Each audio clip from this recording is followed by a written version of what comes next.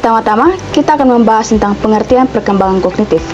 Perkembangan kognitif adalah proses berkembangnya kemampuan berpikir seseorang. Kemampuan ini meliputi mengingat, memahami, menalar, dan juga memecahkan masalah. Perkembangan kognitif dipengaruhi oleh kematangan biologis atau perkembangan otak. Dan yang kedua, lingkungan dan budaya tempat seseorang tumbuh. Dan yang ketiga, pembelajaran yang bermakna sehingga informasi mudah dipahami. Teori perkembangan kognitif. Yang pertama, menurut Jean Piaget. Menurut Piaget, kemampuan berpikir berkembang secara bertahap sesuai usia dan kematangan otak. Anak SD umumnya berada pada tahap operasional konkret, yaitu lebih mudah memahami hal-hal yang nyata dan dapat dilihat langsung. Yang kedua, menurut Jerome Bruner. Bruner berpendapat bahwa perkembangan kognitif dipengaruhi oleh budaya bahasa dan lingkungan. Guru harus menyajikan materi dengan cara yang sesuai agar mudah dipahami oleh siswa. Yang ketiga, David Ausubel. Ausubel menekankan pentingnya pembelajaran yang bermakna. Pengetahuan baru akan lebih mudah dipahami jika dikaitkan dengan pengetahuan yang sudah dimiliki siswa.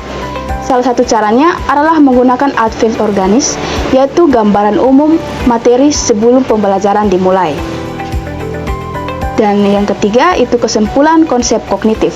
Perkembangan kognitif terjadi karena gabungan beberapa faktor, yaitu yang pertama kematangan biologis, yang kedua pengalaman belajar, dan yang ketiga interaksi sosial.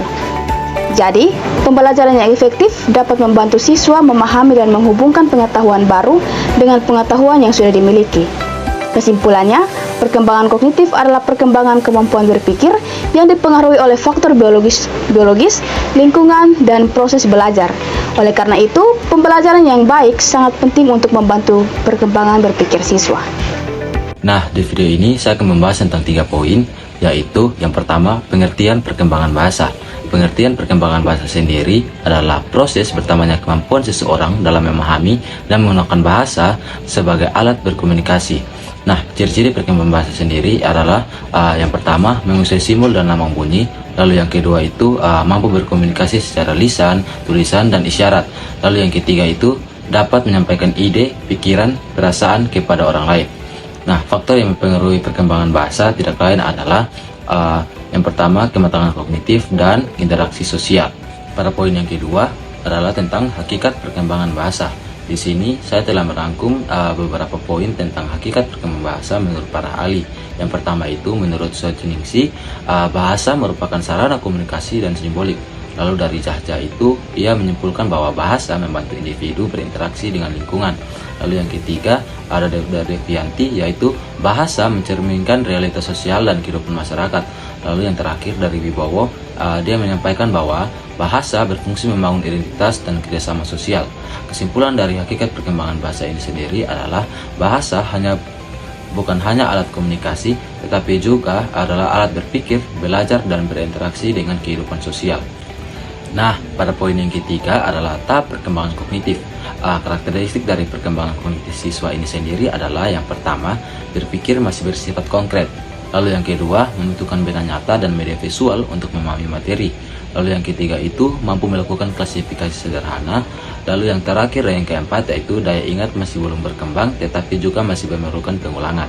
Nah, implikasi dalam pembelajarannya sendiri adalah yang pertama, menggunakan gambar atau video untuk alat peraga saat melakukan pembelajaran. Lalu yang kedua, berikan contoh yang dekat dengan kehidupan sehari-hari siswa. Dan yang ketiga, lakukan pengulangan materi secara berkala di dalam kelas. Dan yang terakhir, libatkan siswa dalam kegiatan praktik langsung. Nah, contohnya sendiri adalah saat belajar kosakata baru, guru dapat menunjukkan gambar atau benda asli agar siswa mudah memahami maknanya. Kesimpulan umum yang dapat saya ambil dari 3 poin yang telah saya bawakan adalah perkembangan bahasa dipengaruhi oleh kematangan kognitif dan lingkungan sosial. Pada siswa kelas rendah atau SD, pembelajaran bahasa akan lebih efektif jika menggunakan media konkret, visual, dan aktivitas yang melibatkan interaksi langsung. Selanjutnya saya akan melanjutkan penjelasan mengenai perkembangan kognitif anak di kelas tinggi, yaitu dari kelas 4 sampai kelas 6 SD. Yang pertama, siswa mulai memahami sebab akibat. Nah, jadi pada tahap ini siswa sudah mulai mampu berpikir logis. Mereka tidak hanya melihat suatu peristiwa saja, tetapi juga bisa memahami hubungan antara penyebab dan juga akibatnya. Lalu yang kedua yaitu siswa mulai menggunakan strategi belajar. Nah, di sini siswa mulai sadar bahwa belajar bukan hanya membaca saja, tetapi juga membutuhkan cara atau strategi tertentu. Misalnya membuat catatan, mengulang materi, membuat peta konsep, atau belajar kelompok. Nah, ini menunjukkan bahwa mereka mulai mandiri dalam mengatur proses belajarnya. Lalu yang ketiga yaitu anak mulai mampu mengelompokkan lebih kompleks. Nah, jadi di sini anak tidak hanya mengelompokkan berdasarkan satu ciri saja, tetapi sudah bisa berdasarkan beberapa kriteria sekaligus. Misalnya mengelompokkan hewan berdasarkan jenis makanan sekaligus habitatnya. Nah, jadi ini menunjukkan bahwa perkembangan kemampuan anak mulai berpikir lebih analitis. Lalu yang keempat yaitu dipengaruhi interaksi sosial. Nah, jadi pada tahap ini perkembangan kognitif anak sangat dipengaruhi oleh interaksi dengan orang lain, misalnya guru atau teman. Nah, dengan bantuan, anak bisa memahami hal yang awalnya sulit. Nah, bantuan ini bisa berupa penjelasan, contoh, atau arahan yang kemudian dikurangi secara bertahap saat anak sudah mulai mampu belajar mandiri. Nah, selanjutnya yaitu perkembangan bahasa di kelas rendah, yaitu dari kelas 1 sampai kelas 3 SD. Yang pertama yaitu kosakata mulai meningkat. Nah, di sini anak cepat menyerap kata baru dari lingkungan, cerita maupun percakapan sehari-hari. Nah, ini menjadi dasar kemampuan komunikasi mereka. Lalu yang kedua yaitu mulai lancar membaca dasar. Nah, di sini anak mulai mengenali huruf, suku kata, hingga membaca kalimat sederhana dengan lebih lancar. Nah, ini menjadi fondasi penting untuk anak dalam belajar semua mata pelajaran. Lalu yang ketiga yaitu menulis kalimat sederhana. Nah, biasanya masih berupa kalimat pendek dengan struktur sederhana, tapi sudah bisa menyampaikan ide atau pengalaman mereka. Lalu yang keempat yaitu memahami bacaan pendek. Nah, di sini anak mulai bisa menjawab pertanyaan dari teks sederhana, walaupun masih terbatas pada isi yang jelas belum terlihat atau belum terlalu mendalam. Lalu yang terakhir yaitu fokus literasi dasar. Nah, di sini penekanan ada pada membaca, menulis, dan memahami bahasa dasar agar anak siap ke tahap berikutnya. Nah, selanjutnya yaitu perkembangan bahasa pada kelas menengah, yaitu dari kelas 4 sampai kelas 5 SD. Yang pertama, kosakata akademik bertambah. Nah, di sini anak mulai mengenal banyak kata baru yang bersifat formal dan digunakan dalam pelajaran, misalnya kata analisis, kesimpulan, atau istilah dalam IPA dan juga IPS. Nah, hal ini membantu mereka memahami materi pelajaran dengan baik. Lalu yang kedua yaitu membuat ringkasan sederhana. Nah, di sini siswa mulai mampu mengambil inti dari suatu bacaan atau penjelasan. Mereka bisa menuliskan kembali informasi penting dengan bahasa sendiri, walaupun masih sederhana. Nah, tapi ini juga mampu melatih kemampuan memahami dan juga menyaring informasi dari anak. Lalu yang ketiga yaitu memahami makna kiasan. Nah, di sini anak mulai mengerti bahwa tidak semua kata bermakna langsung. Contohnya yaitu ringan tangan. Nah, ini tidak berarti tangannya ringan, tetapi suka membantu. Nah, ini menunjukkan bahwa perkembangan kemampuan anak lebih mulai berpikir abstrak. Lalu yang keempat yaitu tulisan lebih terstruktur. Nah, di sini dalam menulis siswa mulai mengikuti urutan yang jelas seperti pembukaan, isi, dan juga penutup. Nah, kalimat yang digunakan juga lebih rapi dan saling berhubungan.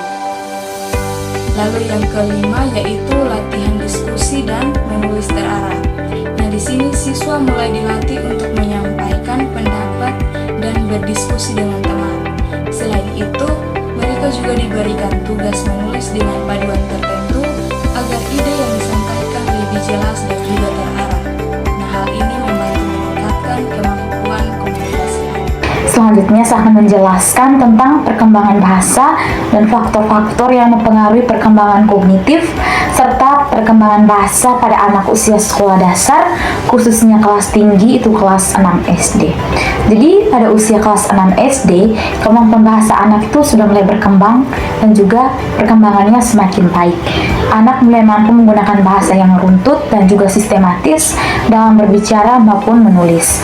Mereka juga dapat menyusun laporan sederhana berdasarkan hasil penelitian ataupun pengamatan sederhana dan menyampaikan pendapat secara logis serta mampu memahami teks yang lebih kompleks. Selain itu juga, kemampuan berpikir anak juga mulai berkembang ke area yang lebih abstrak sehingga dapat memahami konsep-konsep yang hanya ataupun yang tidak hanya bersifat abstrak. Perkembangan kognitif dipengaruhi oleh faktor internal dan juga faktor eksternal. Faktor internalnya meliputi genetik, kematangan otak, dan juga kondisi kesehatan yang dapat menentukan kesiapan anak dalam belajar dan juga berpikir. Sementara itu, faktor eksternalnya mencakup lingkungan keluarga, pendidikan, interaksi sosial, serta penggunaan teknologi dan media yang dapat mendukung atau menghambat perkembangan kemampuan berpikir anak. Perkembangan bahasa juga dipengaruhi oleh faktor bawaan dan juga faktor lingkungan. Faktor bawaannya meliputi kemampuan kognitif dan juga usia perkembangan anak. Semakin baik kemampuan kognitif dan semakin matang usia perkembangan anak, maka kemampuan bahasanya cenderung semakin berkembang. Adapun faktor lingkungan itu meliputi interaksi keluarga, budaya, kondisi sosial ekonomi, dan juga program literasi yang baik. Lingkungan yang kaya akan komunikasi, serta dukungan belajar, dan juga kebiasaan membaca yang baik dapat membantu anak mengembangkan keterampilan bahasa secara optimal. Kesimpulannya, perkembangan bahasa dan juga kognitif anak itu saling berkaitan serta dipengaruhi oleh beberapa faktor, itu faktor bawaan dan juga faktor lingkungan. Dukungan keluarga, pendidikan yang baik, interaksi sosial yang positif, serta kegiatan literasi sangat penting untuk membantu anak mencapai perkembangan bahasa dan juga kemampuan berpikir yang maksimal. Selanjutnya saya akan menjelaskan tentang peran pendidik dalam mendukung perkembangan kognitif dan bahasa peserta didik. Nah, peran guru sangat penting karena guru tidak hanya menyampaikan materi, tetapi juga membantu siswa mengembangkan cara berpikir dan kemampuan berkomunikasi mereka. Nah, yang pertama yang akan saya menjelaskan yaitu tentang peran dalam pengembangan kognitif, artinya peran guru dalam pengembangan kognitif. Nah, yang pertama yaitu peran pertama guru yaitu sebagai fasilitator atau scaffolding. Nah, ini artinya guru membantu siswa memahami materi dengan memberikan bimbingan secara bertahap sampai siswa itu mampu belajar secara mandiri. Contohnya, misalkan ketika siswa SD itu belajar menyelesaikan soal cerita matematika, nah di sini guru terlebih dahulu menjelaskan langkah-langkahnya. Setelah itu, guru memberikan contoh soal, kemudian siswa dapat mencoba mengerjakan soal itu tersendiri dengan bimbingan guru. Nah, lama-kelamaan siswa dapat mengerjakan soal tersebut tanpa meminta bantuan. Peran guru yang kedua yaitu sebagai simulator berpikir kritis. Nah, guru harus mendorong siswa untuk berpikir, bertanya, dan mencari jawaban, bukan hanya sekedar menghafal materi. Nah, contohnya ketika mempelajari tentang lingkungan, guru bisa bertanya kepada siswa, "Nah, menurut kalian mengapa tidak boleh membuang sampah sembarangan?" Nah, teman-teman, pertanyaan seperti ini dapat membuat siswa berpikir dan memberikan pendapat mereka. Peran guru yang ketiga yaitu sebagai anggota pengelola lingkungan literasi. Nah, guru perlu menciptakan lingkungan belajar yang mendukung kebiasaan membaca dan mencari informasi. Contohnya, guru menyediakan pojok baca di kelas dan yang berisi buku-buku cerita, buku pengetahuan, atau majalah anak. Nah, sebelum pelajaran dimulai, siswa mungkin dapat diberi waktu sekitar 10-15 menit untuk membaca buku tersebut. Peran guru yang keempat yaitu menerapkan pembelajaran problem-based learning. Nah, dalam pembelajaran ini, siswa diajak untuk memecahkan suatu masalah yang berkaitan dengan kehidupan sehari-hari. Nah, contohnya, misalkan guru memberikan masalah seperti ini. Nah, halaman sekolah kita sering kotor karena sampah.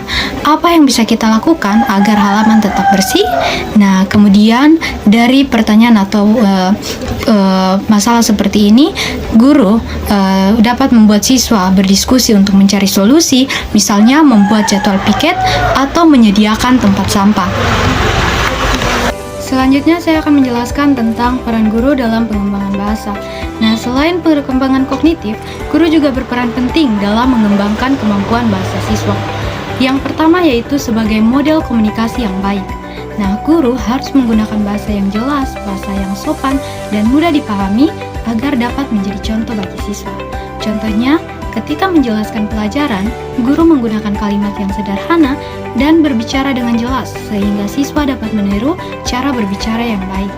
Yang kedua yaitu guru sebagai motivator ekspresi diri.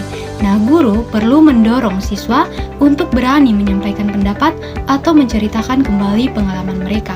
Contohnya, guru meminta siswa untuk menceritakan pengalaman mereka saat liburan atau menceritakan kembali isi cerita yang telah mereka baca. Peran guru yang ketiga yaitu sebagai penyedia input bahasa. Nah, guru memberikan berbagai contoh penggunaan bahasa yang baik melalui kegiatan membaca, mendengarkan, atau berbicara. Contohnya, misalkan guru membaca cerita pendek kepada siswa, kemudian siswa diminta untuk menjawab pertanyaan dari cerita tersebut. Nah, peran guru yang keempat yaitu mengembangkan kegiatan diskusi dan juga storytelling. Nah, kegiatan ini membantu siswa melatih kemampuan berbicara dan memahami bahasa. Contohnya, guru meminta siswa untuk menceritakan kembali dongeng seperti Kancil dan Buaya di depan kelas atau berdiskusi tentang pesan moral dari cerita tersebut. Berdasarkan keseluruhan materi yang telah dijelaskan, kesimpulannya yaitu perkembangan kognitif dan bahasa peserta didik merupakan dua hal yang saling berkaitan dan berkembang secara bertahap sesuai dengan usia anak.